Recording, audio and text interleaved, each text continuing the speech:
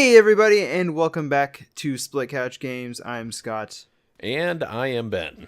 and this is the first Sunday of E3 2018, and we just got done watching Microsoft's Xbox's press conference and Bethesda's press conference, and holy shit! Yeah, and Holy we'll probably sprinkle in a little bit of EA, because Yep, I know we both watched that, but they obviously don't have a whole lot going on for anybody that hasn't caught that news yet. I didn't actually watch EA. I just kind of like watched the quick recap. But yeah, I watched about half of it. Sure. And we're just diving in. Okay, well, let's start with EA. We're just gonna we're starting with EA, I guess. But I only watched like the second half because I was out doing stuff and got back late, and I didn't super care because it was mostly going to be sports. The most notable thing, I think, was obviously Anthem, which we can talk about that in a bit. There was sports, and like the guy who's like the Madden champion. Just side note, that guy seems like the biggest douchebag in the world. Was he the African American or the Caucasian?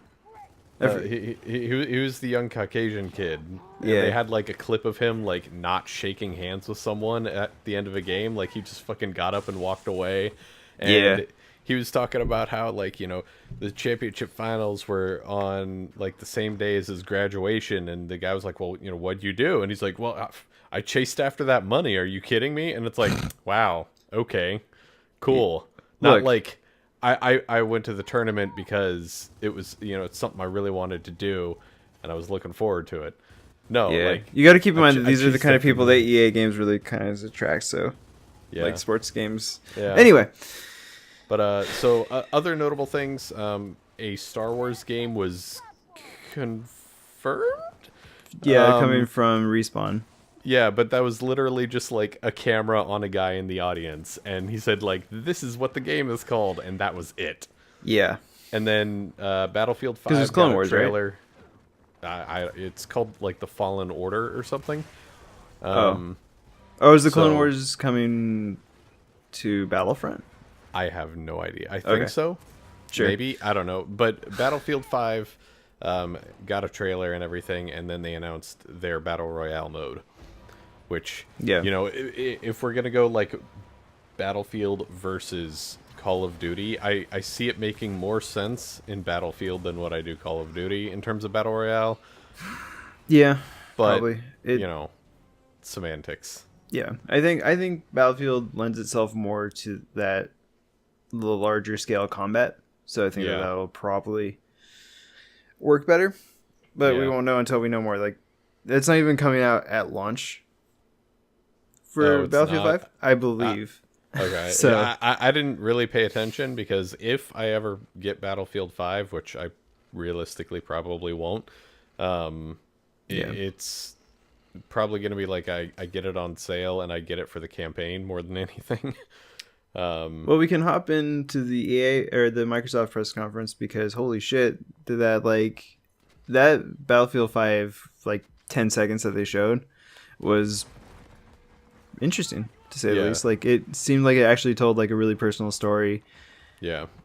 Like, but then also jam packed with like, you know, action and all that action kind of stuff. So yeah, could be good. Yeah. Did you want to touch on Anthem at all? Did you watch any of that? Or no? I didn't actually watch any of that. Okay, well, I'll give my 2 cents on that, which is I do think it looks pretty interesting. It does look like the whole going underwater aspect is being kept in the game. Because they showed off a bunch more of that. Well, not a bunch more, but they showed off more of that. And as far as, like, opinions are concerned from people on the show floor, like on Twitter and everything, they're talking about how it does play pretty well, and that it has a vastly different feel from any other games within that genre. So, I mean, that's good. I personally kind of feel like we still haven't seen enough. even all the gameplay and everything that they showed us was like very heavily like edited and trimmed down. And I don't know if that's a byproduct of like, oh well, this is uninteresting, so we're cutting it out, or if it's the game's super in development and these parts are broken, so we have to remove them type of thing. Yeah. But I mean, I'm a little more optimistic now than what I was before that. So, Yeah. But yeah. The one thing that's interesting is that PvP won't be coming until after launch for that as well, if at all. Yeah. And I do think that's interesting as well. And honestly, I don't know that PvP in a game like that at all would feel good. I don't know. I mean, we obviously don't know much about the gameplay to begin with, so yeah. Well, I mean, just like based off of other games out there, anytime like you have PvP that is reliant on like, oh well, I got this lucky drop in the world. Sure. Yeah. And now I use it in PvP. Those systems are always so difficult and hard to balance and everything, and it's hard for me to have fun in those types of situations, just because if I don't get lucky, for the first 3 months, then that PvP is going to be like just really difficult for me. Yeah, that's fair. So I mean, if they have a way to like even the playing field, then I mean, that's great. But that's part of why I like PvP like in Halo so much, because like it is pretty much an even playing field for the most part. It's like all you have to know is like, oh, rockets respawn this right here at this time. So speaking of Halo, because I want to hop into what we both watched. Halo Infinite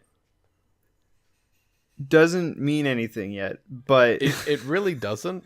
But everything that they were showing off, which this portion of it I was unfortunately watching on my phone because I was on my way home from walking the dog, because we stopped to get coffee at the coffee shop in town, and there's actually a line for the first time in pretty much ever since we've gone there. And they only had one person on staff. So anyways, nice. But I was watching it on my phone, so I didn't notice if there's any like text saying like game engine footage, or if it was all pre-rendered cinematics or what. So what they showed, it was the Slipstream engine. It didn't even say that like it was footage from the game. It was just a Slipstream demo. Oh, okay. So it's just a demonstration of the engine that they're going to be using for whatever this is.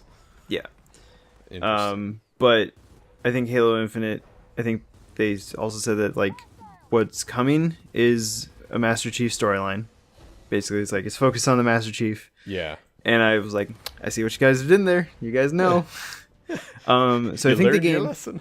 and I watched some like live streams and stuff talking about it, and what people are saying is that it's going to be after the events of Halo 5, following Master Chief's story, but it might not necessarily be Halo 6. Interesting. Whatever that means. Those might be two different games. What I'm curious about though is Halo Infinite, and because they really showed off the engine, or like that seems what that was intended to be. Yeah. Is it potentially a situation similar to like the UDK or Unreal 4, where people are actually going to get their hands on the engine, like the consumer, and actually like, especially with like the whole thing with like the Halo Online mod getting shut down? Like, is that something that could be coming with Halo Infinite? Because that kind of plays into the whole Infinite thing. Like, it's like, hey, it's...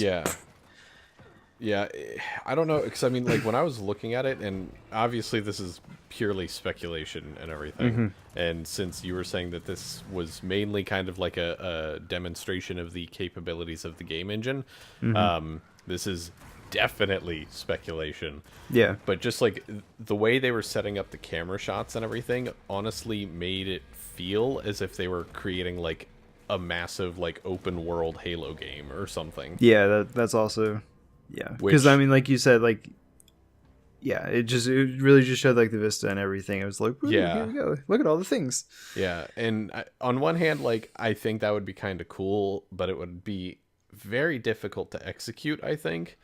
Yeah. But I mean, really, what we need to get here is, if this is like a big open world kind of game engine, ODST Battle Royale, make it happen. Come on. Come on. We talked about this like for the last 2 weeks. It needs to happen, and if it doesn't, I'm gonna be disappointed.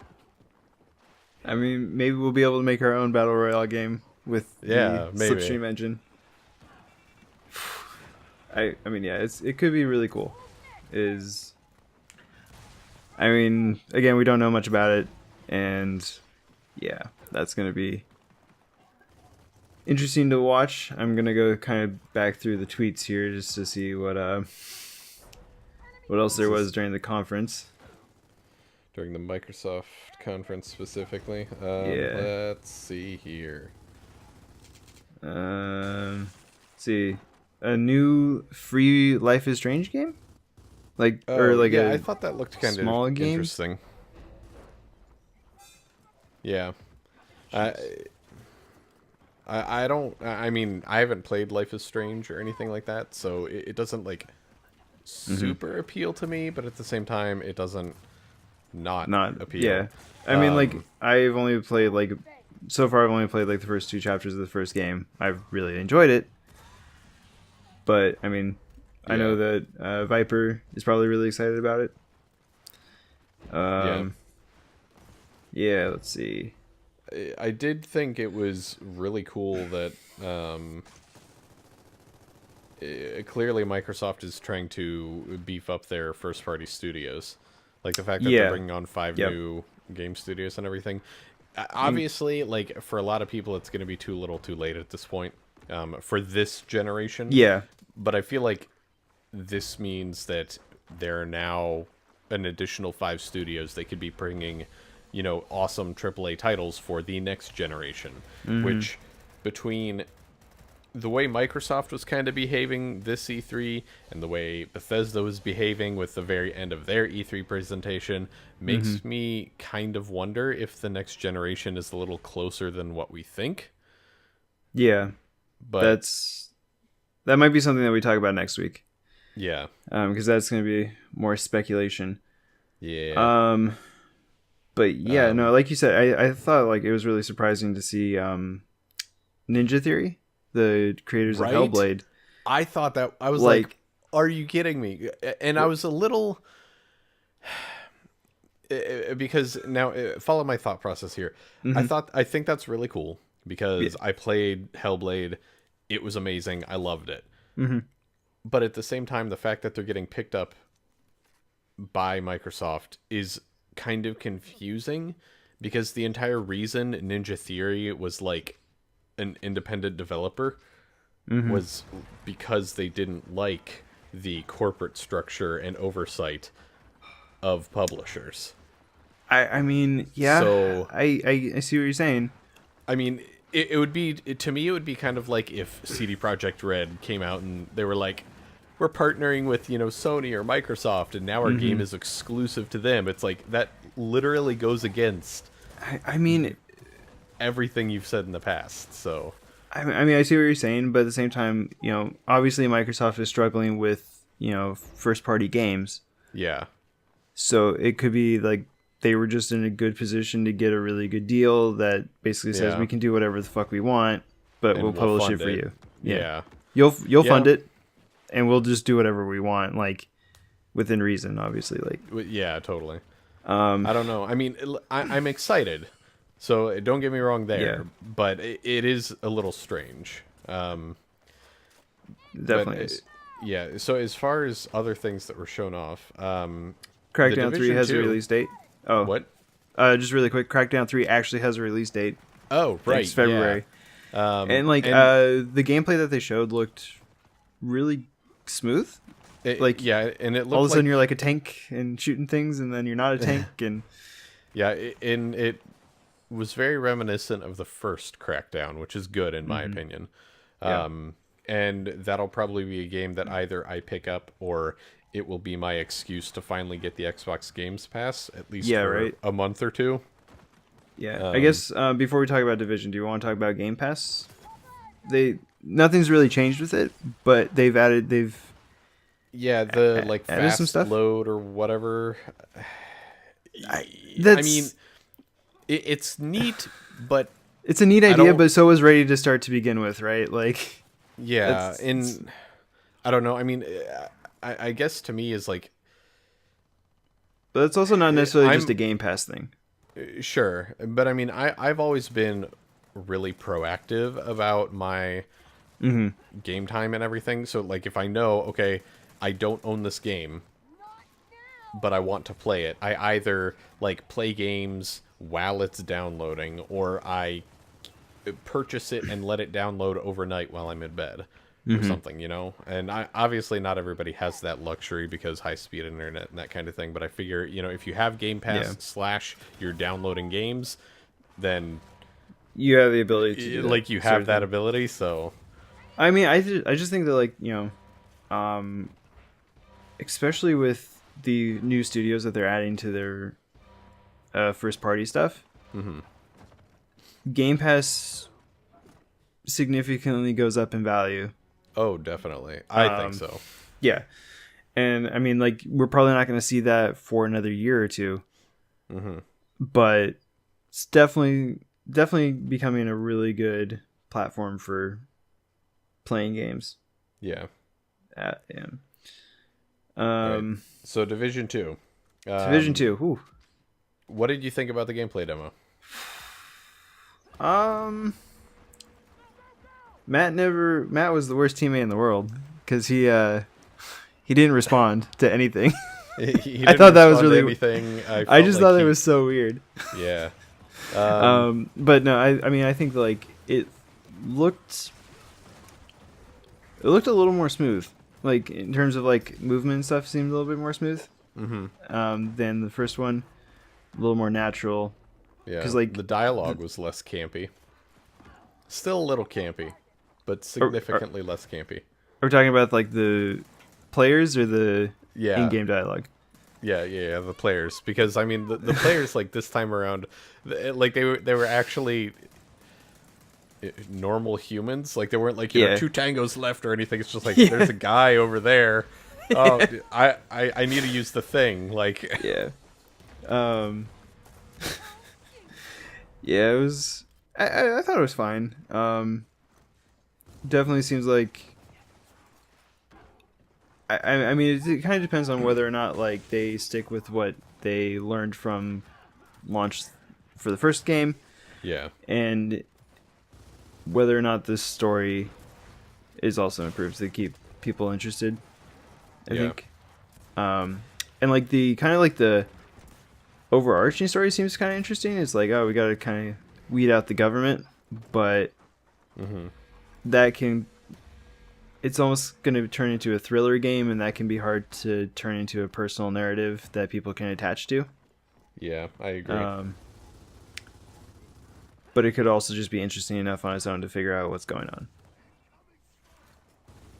on. But yeah, I mean, like I said, like the movement, you know, again, that's one of the first things I noticed. It seemed a lot more free. Yeah. One of the first things I noticed was just simply that everything seemed a little bit less bullet spongy. So, I thought that was nice. Yeah. There seemed like a little bit more strategy behind the fights. Yeah, and like the big final boss guy, like actually, I don't want to say that he had mechanics, but he had like a weakness that you could. Yeah, and you could like chip off some of his armor, and then like once the armor on his leg was gone, like if you shot him in the leg, like that would knock him down and that kind of thing, which I thought that was kind of cool. Yeah, I think that's definitely an important. Yeah, and for transparency's sake, in case anybody is watching this that isn't a regular listener, Scott and I ever so briefly played the first Division around launch. We have not played it since. So, If all of this stuff is like already existing in the first game because of some major patch or something, then yeah, ignore us. Yeah. But yeah, yeah. I mean, it's definitely something to keep an eye on for when it comes out, for sure. yeah, I think it renewed my interest in it. Because before I was like, it's just gonna be more of the same. Like maybe they fix some things, but I'm not like attached to the franchise. But this, I think it was good. Here we go. See what's up. Yeah, it'll be interesting to see how it develops. So 2 things that I just want to say, fuck yes to, before we move on to Gears of War, because I figure that's next. Not necessarily. Is Devil May Cry 5. Sure, yeah, that looked... And fucking Battletoads. Yeah, that was so, like, alright, I mean... I'm so excited. Like, they showed me nothing, but, like, that I'm just so excited. I think they showed that the humor is there. Yeah, they did. Like vague gameplay features or something like that. Like, yeah. And the hand drawn 4K 2.5D graphics. Yeah. Let's see. Yeah, I mean, Devil May Cry. We tried to do a Let's Play in it, but then like YouTube was content stuff, and we didn't want to deal with it, so we stopped. That's right. That's why we didn't do that. Yeah. But we disputed it, and it fell off eventually. But like, at we that didn't want point, to. It was like 3 months later that it finally fell off. So yeah, it was a whole thing that we didn't really want to deal with. So was it Player Unknown's Battlegrounds? No, not PUBG. But Playground, the Horizon team that they acquired, the Forza Horizon. Oh, yeah. What about them? They mentioned that so obviously Forza Horizon's coming out for number 4. Yeah. Amazing to see all those cars driving around. We'll have to wait to see like how well the networking actually works and how many people can get in and all that. Yeah. But it looked really cool. I really like the dynamic weather system that like actually impacts things. Yeah. Like that was really cool. Mm-hmm. But it's also interesting to note that like Microsoft, or Phil Spencer mentioned that they'll be working on a new title using their open world expertise. Yeah. So it'd be interesting to see what they do that's not a car racing game. Fable? Question mark? Ooh! I'd be okay with it. I mean, probably a lot of people would be okay with it. Let's see. I don't know if you were keeping up with like I'll bring up Gears when I'm ready to bring up Gears. All right, we got to get everything else out of the way, or else we're not going to talk about anything else. Like, what else did you want to talk about? I wasn't going to say anything about Gears. PUBG's getting a snow map, which I'm excited about. Not necessarily because of the Xbox version or anything, but like PUBG getting a snow map, that will be fun. Let's see, Jump Force looked exciting. Just a bunch of anime thrown in. I'm really like, I'm pretty sure it's a fighting game, but I really kind of hope that it's not, because I'm not a big fighting game kind of guy. Yeah, I kind of had that same feeling, and I know it's going to be a fighting game. I can't imagine what else it would be, but Yeah. So Dying Light. Dying Light also interests me. The first game kind of interests me as well because it kind of had that Mirror's Edge, but like with zombies. There is something I want to talk about in a future Couchcast, which is like those games with choices and like whether or not those are actually effective. Yeah. Because in some ways I'm getting kind of tired of those, because a lot of choices end up being like, oh, you either do something good or you do something bad. But if you do the good thing, then something bad still happens. And if you do the bad thing, then, well, it's just bad. But we'll talk about that later. But I thought that looked definitely cool if they can deliver on that, like actually like having like a living, breathing world. Yeah. That'd be cool. Yeah, I think that's pretty much it. Something that's that one of the live streams, the Rooster Teeth live stream, the No, was talking about with Sea of Thieves is that it seems like so far it's about once a month, up to 2 months. They're getting some pretty big DLC stuff. Yeah, so it seems like that's what I've heard, because there are a lot of people at work that play it on a semi-regular basis, and they said that it has been fun, but they definitely feel like it's going to be a game that is a much better game about a year after it came out. So it's going to be kind of like No Man's Sky, where it's okay when it first comes out, but really like it's a good game. And that's another thing that I wanted to talk about in a future one, where it's like, do games just get released so that they get out, and then are features starting to get filled in later? Because that's happened with No Man's Sky, Siege, Division, Sea of Thieves now. Like, is that a new? But anyway, that's something that we can talk about in the future. That's we can talk about it later kind of thing, I think. Yeah. Last thing before Gears, I didn't even write down the name, but it was the skateboarding game. Session. Yeah. I don't know if you were following people who were like, "Oh, I really want a new skate game," and then like that showed up. Yeah. And then that's what I thought it was at first. I thought. Yeah, I was like, "Oh, it's actually happening." Yeah. And then it wasn't. I was Session. It's like, oh, okay. But I mean, you're capitalizing on that Skate 4 hype. Yeah. It's like, so. Yeah. Yeah. And I'm pretty sure, like, you tweeted at me saying like that was Eminem, and I was like, it had that vibe, but I don't think it was. I mean, it sounded like it to me, but it was also coming out of my TV speakers, so. Yeah. But it was also like really questionable quality. It had questionable quality to begin with. Like, it's very like like it sounded like the song was like purposely like low quality. I don't know. It was weird. I can't think of the word, but it was like, but yeah. Okay, so Gears of War. So they pop up on the screen the Gears of War logo, and I start losing my shit. I'm like, fuck yeah! And then they rip away the logo, and it's like the fucking Funko Pops, and I'm like, you laughed so hard. I wish I had been there in the room with you. That would have been hilarious. Oh my god, it would have been oh my god. I literally like almost went over and just like ripped my Xbox out of the wall and threw it out the window.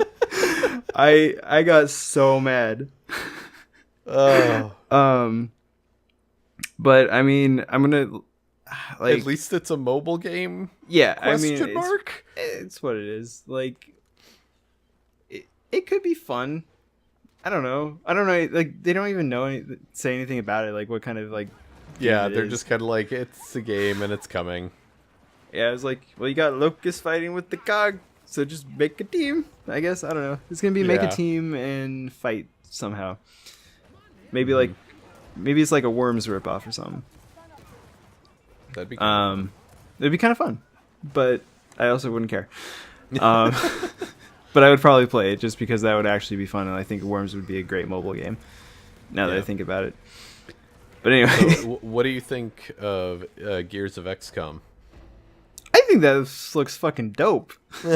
Honestly, like, I think I mentioned. I don't know if I ever mentioned that. Like, I think the tactics game would be good for Gears. But I know I mentioned I mentioned real time RTS would be really good. Yeah. And that's what I kind of thought it was at first, but then obviously it turned into a tactics, and I was like, I mean, it's fine. Like, that looks good. I've been meaning to go and play XCOM because I do enjoy the tactics games. But I've never like had the motivation, like the true motivation to go do it. So this probably does, because it expands on lore that I care about. Yeah. And I mean, I think Gears fits that really well, because I feel like Gears itself, because of the cover-based nature of it, has that built in. Yeah, totally. Yeah, I mean, when I saw that, I did think it fit. I personally hate those kinds of games. It just, because like the short amount of time I had with XCOM, and I think if I recall correctly, when I actually did sit down and I was playing XCOM 2, um, I think that was during the time frame where there was actually a bug. So this may not be a completely accurate perception, but I would seriously have like a 90% chance to hit and miss 80% of the time. Yeah. I think that's probably one of the bugs, because I know that it was kind of buggy when XCOM 2 came out. Yeah. Yeah. Yeah, I mean, like, obviously we have to see more about it and stuff. But that I was pretty excited about, just seeing like just more stuff in that universe. And like it looked interesting. And then of course, Gears 5 was announced coming in 2019. I was kind of hoping that it'd be coming out in 2018. Like a little bit of me was like, it would be cool.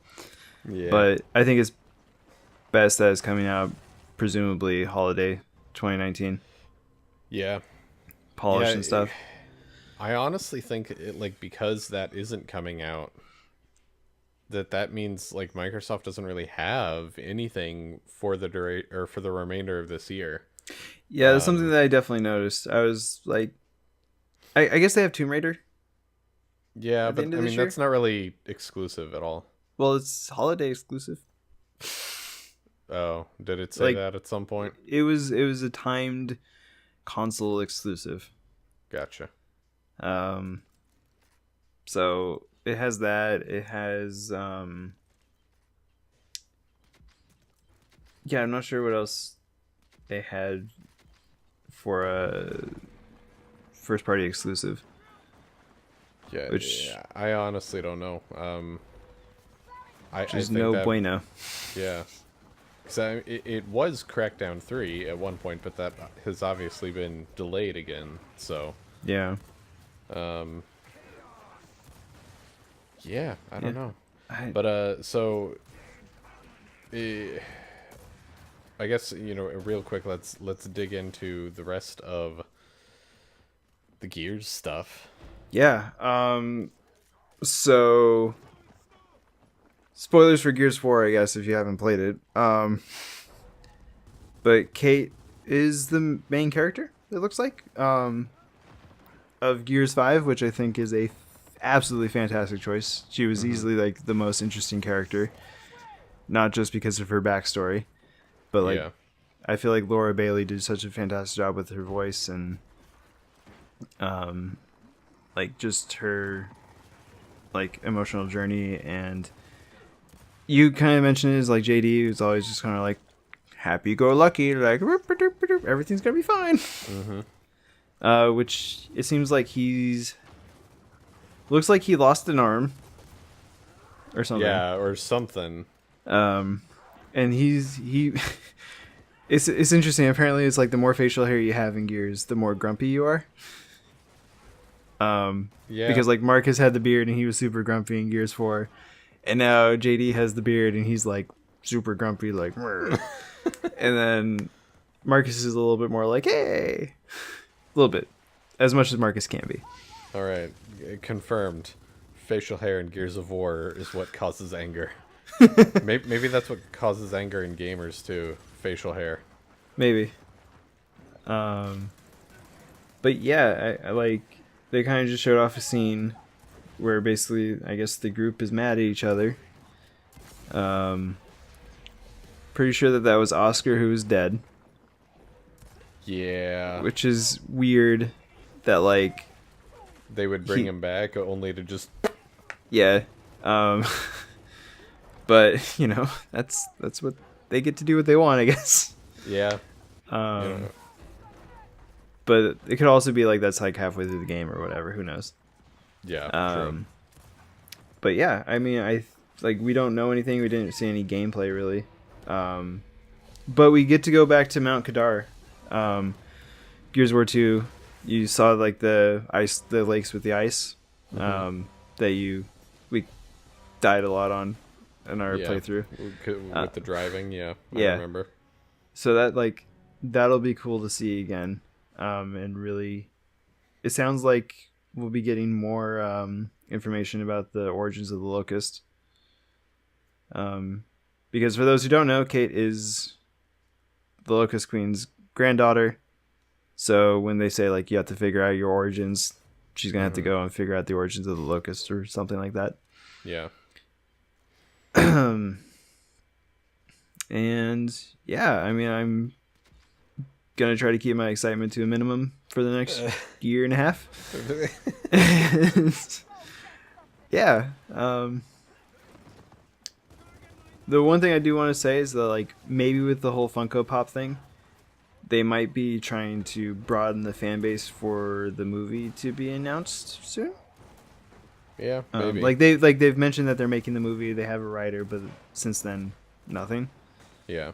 So, but like, if you're putting out a mobile game and like a PC game and like kind of expanding that, seems like be a good time to be like, hey, by the way, movie for synergy purposes. But yeah, that's pretty much it. Yeah, I guess I honestly don't even remember what they went on to go on about after Gears. The Cyberpunk Right, Cyberpunk. 2077. Which, I mean, that was cool. It was nice to just kind of like see where they are in that and everything. Obviously, they didn't like announce any sort of date or anything. But 2077. I mean, CD Projekt Red has multiple times come out and said that, like, you know, they're building this game around the idea of next generation technology, so it may be like 2 or 3 years. And honestly, if it ends up having the same, you know, polish and everything that The Witcher 3 did, I'm okay with waiting. Yeah. I mean, it looked good. Again, like, we didn't really see much gameplay. Yeah. But like, that world looked so cool. Yeah. And I can definitely see that requiring a lot of power behind it. Yeah. Which could be why they wanted to show it with Microsoft, currently the most powerful console. Yeah, it'll be well, that, and I mean, they showed The Witcher 3 off on Microsoft's stage in 2014, I think. Sounds right. 2014, 2015, something like that. Yeah. I mean, yeah.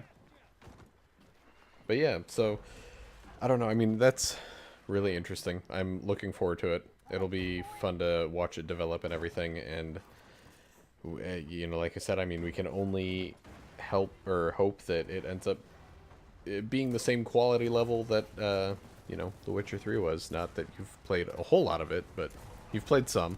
Yeah. But yeah. And I think that's probably about all we're going to cover in this podcast. That's pretty much it. Yeah. Yeah.